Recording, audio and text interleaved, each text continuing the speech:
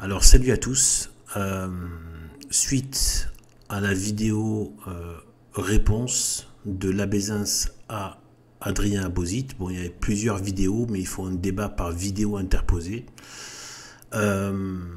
Suite à cette vidéo, donc ici vous voyez ici son numéro donc 03 72A, voilà, et 03 pour ceux qui veulent retrouver. En l'occurrence, là, c'est la dernière à l'heure où je fais cette vidéo. En fait, voilà, suite là aux attaques répétées de l'Abésins contre la lignée Tuc et Guérard des Lauriers, bon, il n'en est pas à son coup d'essai, hein, mais là, il réitère de manière assez forte contre une vidéo de Adrien Abosite, qui répondait justement à ces attaques, enfin aux attaques même vis-à-vis de Adrien Abosite lui-même, au sujet de cette lignée justement Tuc des Lauriers. Bon, déjà voilà, donc il reprend donc ce qu'il faisait déjà auparavant, mais là on va dire moi j'avais trouvé qu'avec la réponse de Adrien Abosite que j'ai entendue, je pense qu'elle est sans appel et il n'y a pas besoin d'en faire d'autres. Après, c'est juste de l'entêtement dans les positions. Chacun est dans les positions. Donc voilà, c'est une des preuves encore, s'il le fallait, que le débat ne sert à rien. Il n'y a pas besoin de débattre. On peut faire quelques contradictions par vidéo interposée, ou à une époque, on peut le faire aussi par livre ou par article, comme à une époque, ça se faisait par des livres, des textes, où les batailles entre opinions ou sur des points se faisaient comme ça. On voit même des pères de l'église qui ont écrit des livres, voilà, en disant contre ceci ou contre cela. Donc ils contraient par des textes. À l'époque, il n'y avait pas les vidéos et l'internet. Donc là, je me dois de répondre, vu que c'est aussi ma ligne, celle que je défends, parce que je pense que c'est la vérité. Voilà. Celle de la continuité de l'église catholique, la vraie, par la lignée Tuc des Lauriers, même s'il me semble qu'il peut y en avoir d'autres de valides, pas beaucoup, mais voilà. Mais en tout cas, celle-ci est valide et valable. Donc, dans ce passage que je vais vous montrer, je vais un peu vous le préparer avant que vous le regardiez. C'est que c'est assez difficile à le suivre en fait. C'est-à-dire qu'en fait, on a l'impression qu'il parle de quelque chose de lugubre.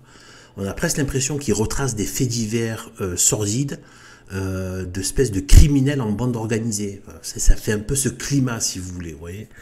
Alors qu'en fait, bon voilà, je vais vous dire ce qu'il va dire là. Après, vous allez l'écouter. Je vais le mettre à l'écoute.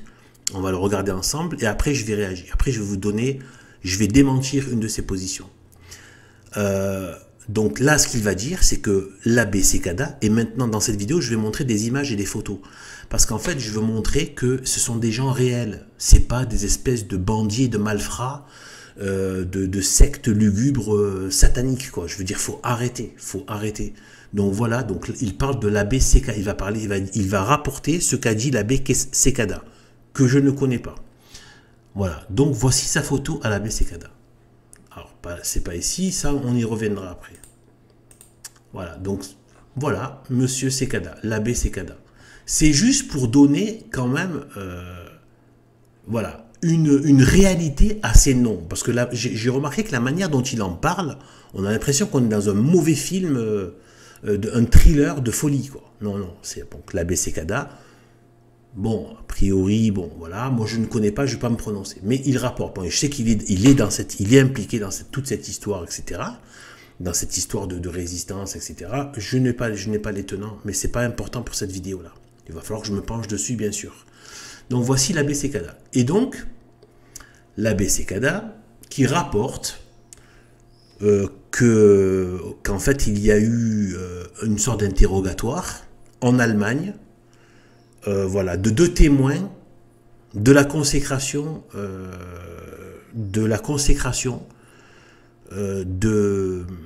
qui était là quand Monseigneur Tuc, donc Monseigneur Tuc, vous l'avez vu passer, voilà Monseigneur Tuc, le fameux Monseigneur Tuc, qui a consacré donc Monseigneur Guérard des Lauriers. Voici Monseigneur Guérard des Lauriers, qui est ici aux côtés de Monseigneur Lefebvre, qu'il connaissait très bien. Même si après, il y a eu une scission entre deux, à cause justement de la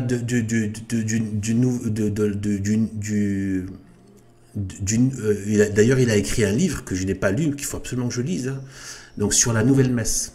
Et là, il y a eu la scission, la coupure avec Monseigneur Lefebvre, quand Monseigneur Lefebvre s'est rallié à Jean-Paul II. Eh bien, Monseigneur Guérard des Lauriers, lui, a dit que cette nouvelle messe est une folie, hein, et qu'il a bien expliqué sur le plan théologique. Et il y a eu donc évidemment, Monseigneur Guérard des Lauriers a constaté la vacance du siège.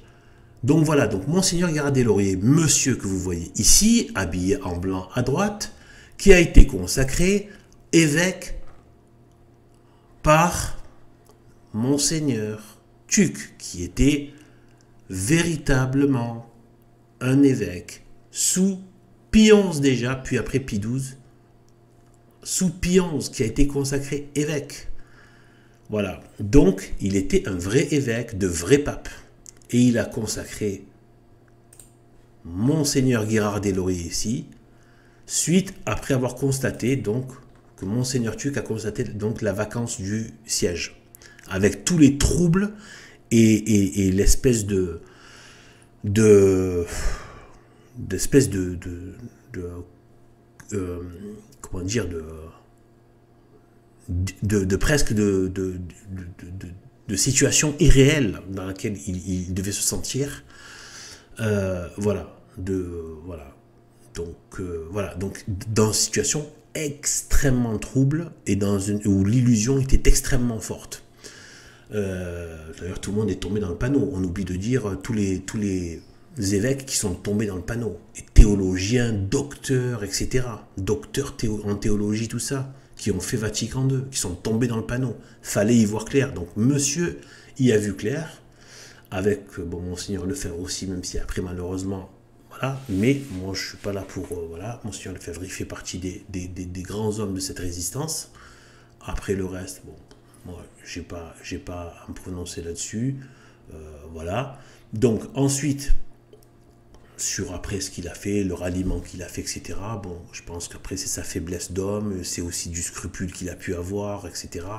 Bon, après, c'est Dieu qui voit, mais franchement, pour moi, je le range avec les grands résistants. Donc, en fait, voilà. Donc, du coup, voilà ce que c'est. Là, je fais exprès de montrer des images, des photos. Ce sont des êtres, voilà. Parce que quand on entend, donc, on n'écoute que la Bézins, on a l'impression que c'est une bande de malfrats qui faisaient des trucs obscurs. Enfin, faut arrêter, quoi. Donc, ensuite, voilà. Donc, là, il va dire que donc l'abbé Sécada,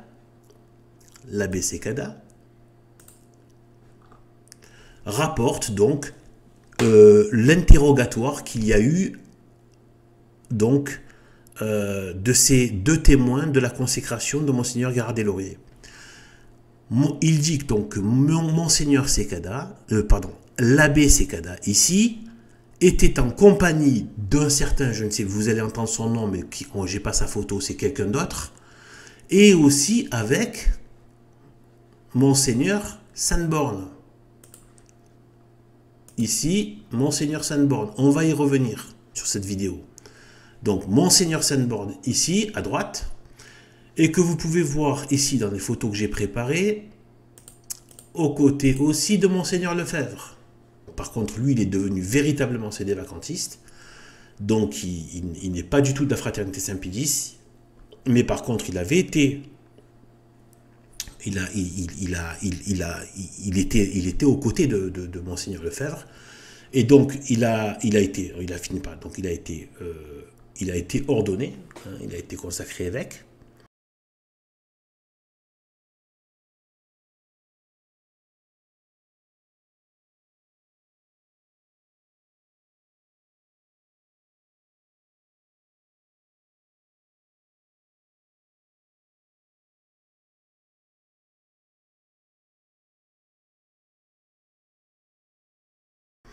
Donc il a pu faire son ministère jusqu'à aujourd'hui, hein, il a pris de l'âge, mais jusqu'à aujourd'hui, pour évangéliser dans le sens, dans le bon sens, dans le très bon sens du terme, évidemment, bien, la continuité de l'enseignement de l'Église catholique, la vraie, donc aux États-Unis, malgré la vacance du siège.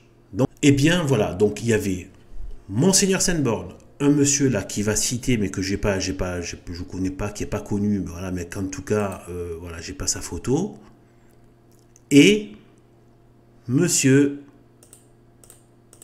Cekada. Monsieur Cekada avec Monseigneur Sanborn et une autre personne sont allés interroger. Et donc il va dire que vous allez écouter ce qu'il va dire, et à la fin, il va dire que Monseigneur Sanborn aurait traité tous les évêques consacrés ordonnés par Monseigneur Tuc comme étant des misérables avec qui il faut rien avoir avec eux. Il faut vraiment avoir aucun lien avec eux. Voilà. Que tout ce que ce monsieur, donc ce vrai évêque a consacré, constatant la vacance du siège, donc il a fait sans l'aval de Paul VI. Eh bien, dont Monseigneur Guérard des Lauriers, sont des misérables, donc ce serait Monseigneur Sanborn là, qui a dit ce sont des misérables, tous ceux qui ont été consacrés par Monseigneur Tuc, dont Monseigneur Guérard des Lauriers, puisqu'il dit tous ceux qui ont été consacrés. Et donc ce sont des misérables avec qui il faut avoir aucun rapport. Voilà. Donc voilà ce que va dire l'abbé Zins. On va l'écouter maintenant parce que en fait je vous assure que si je vous laissais écouter le truc tout seul, vous n'y comprendrez rien. Donc là je vous ai dit ce qu'il va dire. Donc on va écouter maintenant. Donc voilà ce que disait l'abbé Cekada dans Two Bishops in Every Garage, page 6. Parmi les gens de Einsicht, on remarquait le docteur Kurt Hiller et le docteur Eberhard Heller. Aucun des deux n'était docteur en médecine. Ils furent les deux témoins, c'est dans son texte témoin entre guillemets, ils furent les deux témoins de la consécration du père Guérard des Lauriers. Quand l'abbé Sanborn, l'abbé Jenskins et moi-même, l'abbé Cekada, vînmes en Allemagne pour les rencontrer, nous les interrogeâmes au sujet de la consécration du père Guérard des Lauriers. Ils avaient été présents aussi lors des consécrations de Zamora et de Carmona. Nous les questionnâmes sur la matière et la forme du sacrement.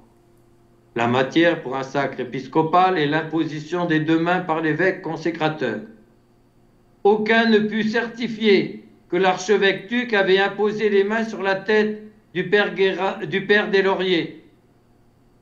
On demanda à Hiller si Tuc avait posé une ou deux mains sur la tête de Guérard des Lauriers. Il ne le savait pas. Heller, au contraire, refusa simplement de répondre à quelque question que ce soit. Furieux, il protesta qu'on ne pouvait pas s'attendre à ce qu'il se souvînt de tels détails au bout de 6 ans. L'abbé, c'est toujours la citation de Cekada, l'abbé Sanborn, l'abbé Sanborn, conclut à ce moment-là qu'on ne pouvait pas prouver la validité des consécrations au fort externe. Il dit que le témoignage de Hiller et de Heller était inutile. Il dit que même si nous pouvions prouver la validité, nous ne pourrions avoir rien de commun avec les évêques tucistes parce que c'était il cite l'expression qu'il avait employée, alors c'est traduit en français par misérables. Nous ne pourrions rien avoir, même si on pouvait prouver la validité, ce qui n'est pas le cas, nous ne pourrions avoir rien de commun avec les évêques tucistes parce que c'était des misérables. Et c'est l'abbé Sekada qui cite les paroles de l'abbé Sanborn. Voilà ce sur quoi je voulais réagir. Donc vous avez capté. Donc déjà, il était jeune, hein, comme je vous l'ai montré dans la photo. C'était bon, peut-être pas aussi jeune, mais en tout cas il était dans la phase jeune. Donc Monseigneur Sanborn. Déjà. Ensuite, ce qu'il dit, c'est juste que, bon, avec les témoignages qu'il y a, c'était bidon. C'est-à-dire, ce sont des témoignages qui nous disent rien, voilà, qui nous font pas avancer. Et ensuite, bon, il dirait que tous ceux qui ont été donc ordonnés par Monseigneur Tuc, donc seraient vraiment, il faut rien avoir avec eux, et ce sont des misérables. Bon. Là, il se pose des problèmes dans le sens où il va amalgamer, mettre dans le même panier des ordinations mauvaises qu'a pu faire Monseigneur Tuc. Oui, il en a fait de mauvaises. Nous, on ne le cache pas. On n'est pas là en train d'essayer Il l'a fait parce qu'il a eu des faiblesses. Il a été roulé dans la farine par certains, dans ce grand moment de trouble, etc. Donc, mais là n'est pas la question. Il faut continuer à éclaircir. D'autres l'ont fait sur des vidéos, etc. Il faut aller voir ce qui s'est dit. Par rapport il avait un côté naïf, un côté, bon, il ne connaissait pas le vice, etc., notamment en Europe, etc., des vicelards, et donc il s'est fait rouler dans la farine. Bon, mais, donc certains n'avaient rien d'ailleurs, ça s'est montré par la suite, par leurs œuvres, qu'ils n'avaient rien de catholique. Par contre, amalgamer Monseigneur Gérard Deslauriers, qui était théologien au Latran, enseignant de théologie au Latran, c'est-à-dire l'université papale, la plus haute université de l'institution catholique, au niveau de la théologie, le faire passer pour une espèce de je ne sais quoi, donc bon, là, voilà, donc déjà ça, et donc il fait dire, donc là, ce qu'il fait dire là, il fait dire que Monseigneur Sanborn, écoutez bien ce que je dis là maintenant, on arrive au nœud du truc, il fait dire que Monseigneur Sanborn a traité de misérable, y compris Monseigneur Gérard Deslauriers, ici présent, ce monsieur dont je viens de vous parler. Donc, il a traité de misérables tous ceux qui ont été ordonnés par Monseigneur Tuc, tous les évêques ordonnés par Monseigneur Tuc, et qui les a traités de misérables avec qui il ne faut avoir aucun lien. D'accord? Vous avez bien vu, vous avez bien entendu, vous pouvez réécouter cette vidéo jusqu'ici. Réécoutez ce qu'il a dit. C'est bien ce qu'il a dit et laisse entendre. Donc maintenant, moi c'est très simple. Pour bousiller cette allégation, c'est très simple. Hein. On va faire ça très simple. En une page, vous allez comprendre, même si voilà. Donc voici la réalité. Donc, regardez le titre de cette vidéo qui date, regardez ici, d'il y a 2 ans. Vous voyez ici, c'est 2 ans. Hop, j'agrandis peut-être un peu. Voilà, hop, 2 ans ici, vous voyez. Vous pouvez aller chercher uniquement avec le titre sur YouTube et vous allez le voir de vos propres yeux par vos propres moyens. Donc on a quoi? On a Bishop Donald Sanborn explains the Cassisiacum Thesis. Donc, on a quoi? Sachez que Monseigneur Sanborn, jusqu'à ce jour, entre l'âge qu'il a, depuis, voilà, l'âge qu'il a pris maintenant, même si ce n'est pas un vieillard, mais voilà, il est dans l'âge maintenant, eh bien, il défend la thèse de Cassisiacum. Non seulement il l'adopte, non seulement il a fait adopter par son institut, qui est l'équivalent, on va dire, enfin l'équivalent, une sorte de, sont dans la même lignée, on va dire, que l'IMBC, mais aux États-Unis, c'est-à-dire Most Holy Trinity Institute, donc institut de la, institut, voilà, de la Très Sainte Trinité. Un institut qui s'appelle voilà, de la Très Sainte Trinité. Donc, on a Monseigneur Sanborn ici. Donc, dans son institut, c'est ce qu'ils enseignent. C'est ce qu'ils ont adopté et c'est ce qu'ils défendent. Donc, y compris les nouveaux évêques qu'il a consacrés. D'accord? Il défend la thèse de Cassisiacum. Or, la thèse de Cassisiacum, c'est la thèse de Monseigneur Gérard Deslauriers. Donc, ça voudrait dire que Monseigneur Sanborn, en écoutant ce qui ne tient absolument pas la route, en écoutant la Bézins, eh bien, adopte la thèse de Cassis Yacoum et la défend jusqu'à ce jour, la thèse d'un misérable ordonné par Monseigneur Tuc, avec qui il ne faut avoir aucun lien. Et pourtant, il adopte sa thèse, il respecte sa thèse, il la trouve comme étant la thèse qui explique la situation de l'Église depuis Vatican II. Donc non, Monseigneur Sainte-Borne ne traite pas de misérable et ne s'est pas défait, démis de tout lien et ne méprise pas, et au contraire, il l'adopte et le défend et le proclame publiquement qu'il soutient donc le travail et la thèse de Cassis Yacoum. Voilà, de Monseigneur Guérard Deslauriers. Donc vous voyez à quel point ça peut être vraiment de l'enfumage. Voilà, c'est de l'enfumage dans le sens vraiment quasiment littéral du terme. C'est de la fumée. C'est de la fumée qui vous brouille la vue en fait, ce qu'il fait là. Et là, j'ai essayé de démêler un peu cette fumée pour vous faire voir ce qu'il y a. Voilà, sous une apparence de réfutation. Ce n'est que sur un seul point. J'en ferai d'autres, si Dieu me permet. Sur ce, que Dieu nous bénisse. Salut à tous.